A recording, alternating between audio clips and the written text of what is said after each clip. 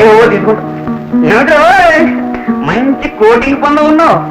పట్టుతో చిన్న మీటింగ్ ఉంది నాన్న. Very good very good. పట్టుకోదా మర్చిపో. అదేమిటి నాన్న ఇన్నాళ్ళు అన్నది కదా. అప్పుడు అన్నది రాయ్. ఆ అమ్మాయి అన్నగారిని చూసిన తర్వాత అనాలని అనిపించింది, అన్నాను. తప్ప అంటే మాధవ్ గారు అమెరికా నుంచి వచ్చేసారా? వచ్చేసారు. నా కోటంగి నాకు ఇచ్చేశారు. ఇంకా చాలా మంది ఉన్నారు పెండింగ్ ఫైల్స్ లాగా. నానా ఆ అమ్మాయి నువ్వు ప్రేమిస్తున్నావు తెలిసిందంటే ఆయన మన ఇద్దరిని చిప్స్ కింద కట్ చేసి ఫ్రై చేసి హాయిగా కిచెన్ లో తింటారు. మర్చిపోరు బాబు, నీకు దండం పెడతాను. అదేంటి నాన్న, నాకు కావాల్సిన పద్మకు నేనంటే ఇష్టం. అంతే అంతే కట్టారు. సుపుత్ర, నా అడ్వైజ్ విని హాయిగా వైజ్ గా బతుకు. ఇదిగో నువ్వా నాకు ఒకగానొక కొడుకువే, నేనా నీకు ఒకగానొక తండ్రినా. మరి బతుకుంటే వడపప్పు అమ్ముకుని బతకట్టా. ఇంకా కుదరలేదనుకో బీడీలు చుట్టుకుపోతా.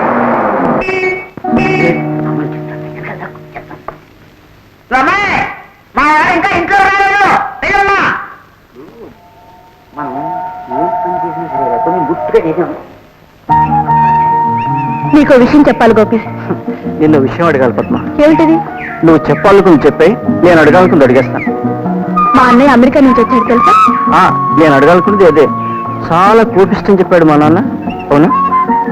మా అన్నయ్య చాలా మంచివాడు గోపి. కాకపోతే కాస్త గంభీరంగా ఉంటాడంతే. మనుషుల్ని అర్థం చేసుకోగలిగిన మనసున్న మనిషి. ఓ అలాగా. గంభీరంగా ఉండడంలో అమ్మ పోలికి వచ్చిందనుకో. ఇన్నాళ్ళు మన పెళ్లి విషయం అమ్మతో చెప్పడానికి భయపడ్డాను. 4 రోజులాగి అన్నయ్యతో మెల్లగా మన పెళ్లి విషయం చెప్తాను. ఆయన వీల్లేదంటే? వీల్లేదంటే మోహన్ చూడు పాపం ఎలా అయిపోయిందో. ఒకవేళ నేను నిన్ను పెళ్లి చేసుకోవడానికి మా అన్నయ్య వీల్లేదన్నాడు అనుకో, అంటే నేను నిన్ను చేసుకోను, నువ్వే నన్ను చేసుకుందో గాని.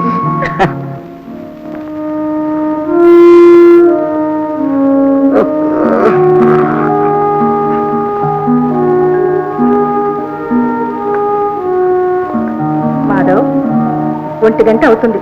తర్వాత చూసుకుందాం లెక్కలు. వెళ్ళి పడుకో. అమ్మా, ఒక మాట అడుగుతాను. మామయ్య మనిషేనా? ఆయన గురించి నీ అభిప్రాయం ఏమిటమ్మా? అన్నయ్య మగదిక్కు లేని మనకు ఇంతకాలం అండగా ఉన్నాడు. అండో బండో అండగా ఉన్నట్టుండి కొండంత ఆస్తికి అచ్చేశాడమ్మా. అవునమ్మా, చూడు ఎన్నిసార్లు ఎన్ని లక్షలతో సొంత కింద వాడుకున్నాడు. ఫోన్లే మాధవ్, మనల్నే నమ్ముకున్నవాడు. 4 డబ్బులు తింటే తిని పని చేయమాడి కంటే అన్నయ్య ఎంతో మేలు.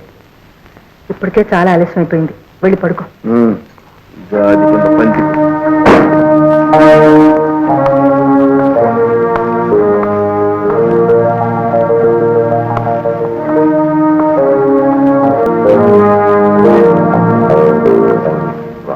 చేశామట.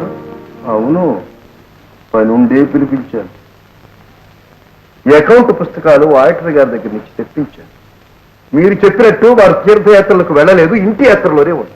మరి వాడు నాతో అలా చెప్పాడేమిటా కాకి? Okay, that's all right. అసలు మిమ్మల్ని ఎందుకు పిలిపించారో తెలుసా? క్రితం సంవత్సరం అకౌంట్ పుస్తకాల్లో మీ స్వంత ఖాతా కింద 3 లక్షలు వాడుకున్నట్టు, బిజినెస్ ప్రమోషన్ కింద ఆల్ ఇండియా టూర్ నిమిత్తార్థం 50,000 రాసినట్టు ఉంది. ఏమిటి దీనికి కారణం? ఏం చెప్తా? అవును బాబు, వ్యాపార రీత్యా చేసిన టూర్. No arguments. అలాగే, ఇక ముందు మీకు నెలకు ఖర్చుల కింద 5,000 రూపాయలు మాత్రం ఇవ్వబడుతుంది. మనం తయారు చేసే ప్రోడక్ట్స్ కి పెద్ద బిజినెస్ టూర్స్ చేయవలసిన అవసరం లేదు కాబట్టి ఆల్ టూర్స్ క్యాన్సిల్డ్.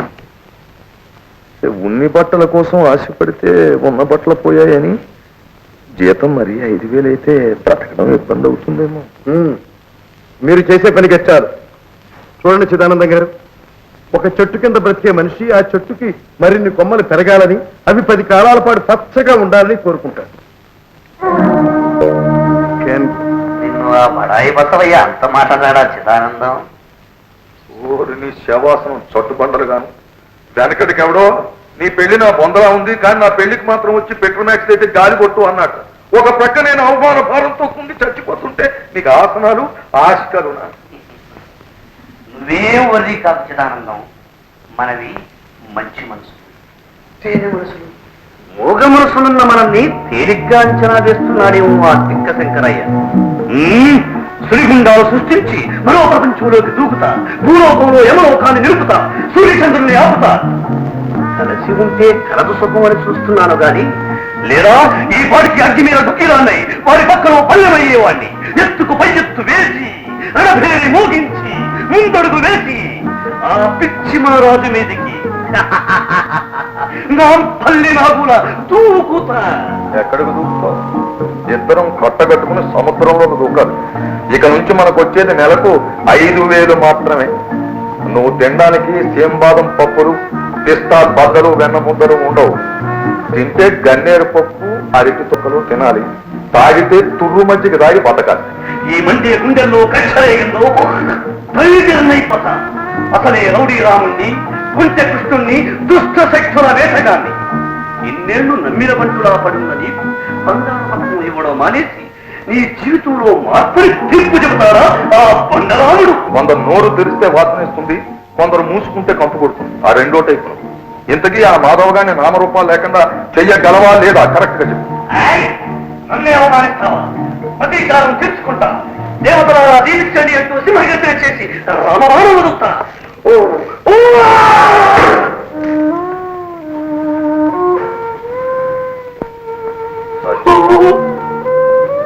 మరీ అంత బాధపడిపోకరా. నీది అసలే మంచి మనసు, లేత మనసు, తేనె మనసు.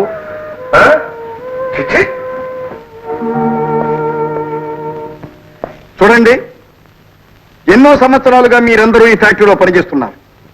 వ్యాపారం లాభం మీద సాగుతున్నది, నష్టం మీద సాగుతున్నది మీ అందరికీ తెలియని విషయం కాదు. గత 10 సంవత్సరాలుగా మన ఫ్యాక్టరీ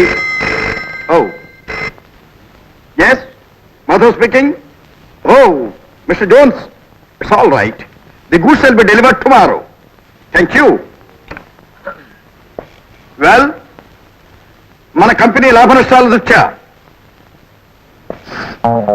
మీ అందరి విషయంలో నేను ఒక నిర్ణయానికి వచ్చాను. S Madhav speaking. Mister David, how do you do? Okay, I will see you this afternoon in the boat club. Okay okay. బరువు మోసేవాడి కష్టం పల్లికి ఎక్కేవాడికి తెలియాలి. అందుచేత ఈ సంస్థను మీ సొంతంగా భావించి దీన్ని పెంచి పెద్ద చేసిన మీ అందరికీ ఈ సంవత్సరం 20% బోనస్ ఇస్తున్నాను. This is working hour. Understand? Go go. ఏమిటి మాధవ్, కాశ్మీర్ వెళ్తున్నావా? అవునమ్మా, కాశ్మీర్లో మన యాపిల్ గార్డెన్స్ 15 సంవత్సరాలుగా ప్రతి ఏటా నష్టమే వస్తుంది. అసలు విషయం ఏమిటో, పరిస్థితులు ఏమిటో ఒక్కసారి గమనించి వద్దామని. మాధవ్, ఇన్నేళ్ళు ఎక్కడో పెరిగావు. ఇప్పుడే నా దగ్గర మళ్ళీ అంత దూరం వెళ్తావా? ఎంతకాలం అమ్మా? వెంటనే వచ్చేస్తానుగా. నష్టం వచ్చే వ్యాపారం చేయటం కంటే వచ్చినంతకు అమ్ముకోవటం వ్యాపారస్తుల లక్షణం. పరిస్థితులు స్వయంగా చూస్తాను. నేను ఇంక వెళతాను సదా. అవతల డాన్స్ టైం అవుతుంది. ఓ రంభ, ఓరోసి, మేనకల, ఆ సిరిసిరి మూవలు నా ముందే మోగించు. నీకు రెట్టింపు డబ్బిస్తాను త్రిలోక సుందరి. అంటే నేను డబ్బు మనిషిలా కనిపిస్తున్నానా? డబ్బు మనుషుల్ని, జబ్బు మనుషుల్ని ఈ సదానందం చేరదీయుడు స్వీట్. సదానందం, ఇదేంటి వేళకాండి వేళప్పుడు బందిపూడి దొంగలా మా చిదానందం వస్తున్నాడు. నువ్వేం ఉరిగా అంతా నేను అడ్జస్ట్ చేస్తాను. నేను చెప్పినట్టు చెయ్యి. కరాటే నేర్చుకో.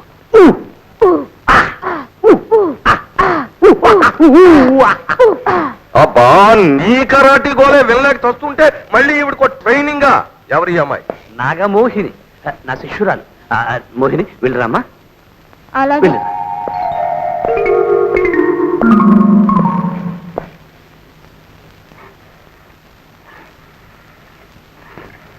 కుక్క కాటుకి చెప్పు దెబ్బ తిన్నవాడిలా అలా ఉన్నాడు చిదానందం.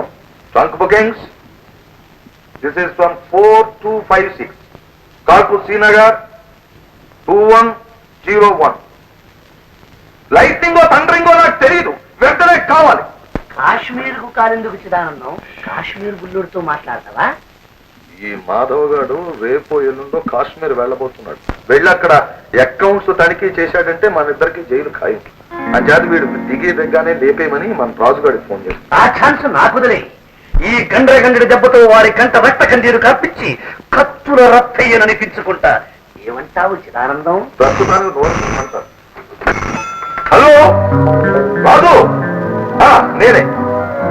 జాగ్రత్తగా విను. మన మాధవ్ అమెరికా నుంచి వచ్చేశాడు. రేపో ఎల్లుండో కాశ్మీర్ లో దిగబోతున్నాడు. వాడు బ్రతికి ఉండడం మనకి క్షేమం కాదు. ఆ చేత వాడు దిగ్గానే ఖైమా చేసేసి ఐస్ లో కప్పింది. నా మేనలుడని ఎంత మాత్రం ఆలోచించకు. ఆ? జాగ్రత్త. ఆ? ఉండు. పొరిగించి పుల్లకూర రుచి అని ఈ కలుసుబుల్లోనే కాదని పరాయవాడిని నమ్ముతావా? నాలో ఆరిని మంటలు లేపుతావా? నన్నే కాదంటావా?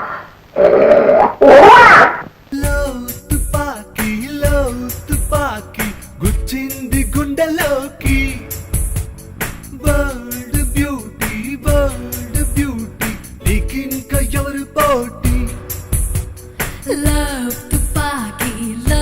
తుపాకి గుచ్చింది గుండెలోకి వరల్డ్ బ్యూటీ నాకింక ఎవరు పోటీ గొప్పించే అందం